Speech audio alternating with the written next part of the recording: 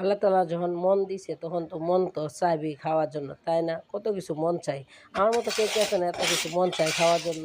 তো আজকে কিছু কাঁঠালের বিচি ছিল আরকি। তো ওগুলাকে ভর্তা বানাবো। অনেকদিন ধরে বানাবো, বানাবো ভাবতেছিলাম, বানানো হয়ে উঠছে না আরকি সময়ের জন্য। তো এদিকে আমি কিছু মরিচ ভিজিয়ে রাখলাম। মরিচটা ভিজালে নরম হয়, সেজন্য বাড়তে সুবিধা হয়। আর এদিকে আমি ফাঁকে কাঁঠালের বিচিগুলা ছুলিয়ে নিলাম।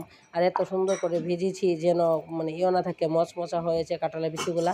আর এই তো এখন আমি মরিচগুলো পানি থেকে উঠিয়ে পাটায় দিয়ে বেটে নেব আর কি।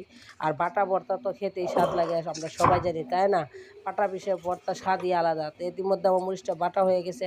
আসলে আমি তো বাটাবাটি কিছু দেখে নাই, এটা তো দেখার কিছু না, এটা তো পাটায় শুধু পিষে নেওয়া হবে। তো এক এক করে সবগুলা দিয়ে আয়োজন আমি সব কিছু ইয়ে করে নিলাম। আর এখন পেঁয়াজগুলো দিয়ে ভালো করে মিক্স করে নেব। আর এখন লবণ দিয়ে মাখিয়ে নিব আর কি। আর ভর্তা যেই কোনো ভর্তা মাখানোর মধ্যেই তো স্বাদ, তাই না বন্ধুরা? তো ভালো করে চটকে চটকে মাখিয়ে এখন উঠিয়ে নিব আর কি একটা বাটির মধ্যে। তো দেখতে পাচ্ছেন, তো যাদের যাদের ভর্তা খেতে মানে ভালো লাগবে চলে আসবেন, সবাই দাওয়াত রইল আমার বাড়িতে। তো দেখেন দেখতেই কত লোভনীয় লাগছে আজকে ভর্তাটা। আর খেতে তো আজকে ভর্তা সেই রকম দুর্দান্ত হয়েছিল।